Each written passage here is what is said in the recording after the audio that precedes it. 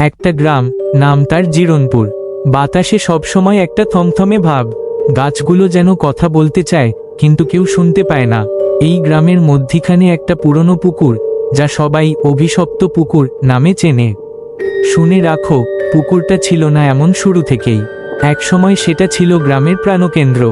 সবাই পানি আনত, উৎসব করত, শিশুরা খেলত। হঠাৎ একদিন, এক বিয়ের রাতে, পাত্রীটি উধাও হয়ে যায় সেই পুকুরের ধারে থেকে।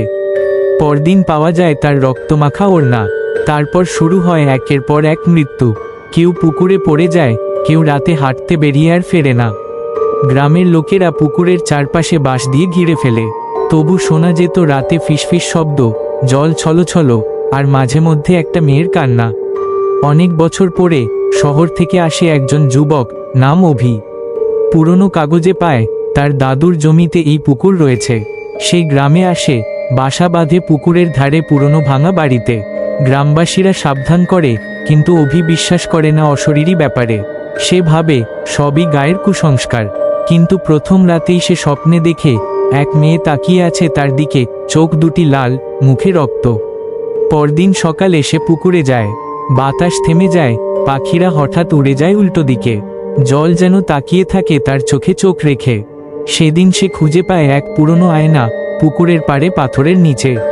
আয়নাতে নিজেকে দেখতে পায় না, দেখে একটা ভিন্ন মুখ, এক যুবতী, চোখে কষ্ট আর ভয়।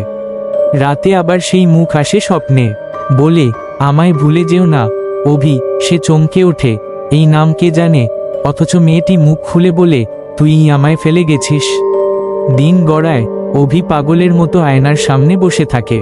ধীরে ধীরে তার চারপাশের গাছ শুকিয়ে যেতে থাকে, তার কণ্ঠ বদলে যেতে থাকে। প্রতিবেশীরা দেখে সে আয়নার সঙ্গে কথা বলছে, কিন্তু তারা কিছু শুনতে পায় না। এক রাতে পুকুরের পাশ থেকে ভেসে আসে অদ্ভুত গান। এক বৃদ্ধা বলে, ও মেয়েটি ছিল অভিশপ্ত। যাকে ভালোবেসে বিয়ে হয়েছিল, সেই তাকে পুকুরে ডুবিয়ে মেরেছিল। অভি ঠিক করে মেয়েটিকে মুক্ত করবে। সে পুরোহিত ডাকে, মন্ত্র পড়ে, প্রদীপ জ্বালে, কিন্তু প্রদীপ নিভে যায় বাতাস ছাড়াই। আর চারদিকে ছড়িয়ে পড়ে শীতল গন্ধ, মৃত মানুষের। পরদিন অভি দেখে নিজেরই ছায়া আয়নায় নেই। তার চোখ লাল হয়ে গেছে, মুখে একচিলতে হাসি, কিন্তু গলায় চাপা কান্না। সে রাতেই সে শুনতে পায় নিজের নাম ধরে কে যেন ডাকছে, অভি, অভি, তুই ফিরবি তো? সে পুকুরের ধারে দাঁড়ায়, হঠাৎ তার পেছনে কে যেন হাত রাখে। ঘুরে দাঁড়ায়, কেউ নেই, কিন্তু তার জামায় রক্তের দাগ, বিনা কাটা জামায় রক্ত। তখনই পুকুরের মাঝখানে তৈরি হয় একটি দরজা, লাল আলোতে ভেসে থাকে। দরজার পেছনে থেকে শোনা যায় মেয়েটির কান্না, আমায় দাও শান্তি। অভি পা বাড়ায়, আর মুহূর্তেই দরজাটি খুলে যায়, এক গভীর অন্ধকারে হারিয়ে যায় সে।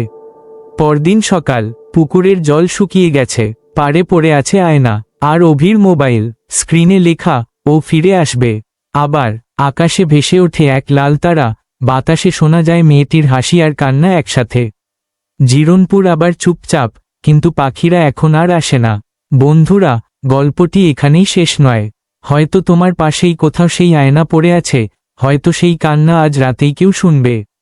পছন্দ হলে লাইক দিও, কমেন্ট করো, শেয়ার করো, আর চ্যানেলটি সাবস্ক্রাইব করতে ভুলে যেও না। কারণ ভয় এখনো বাকি আছে।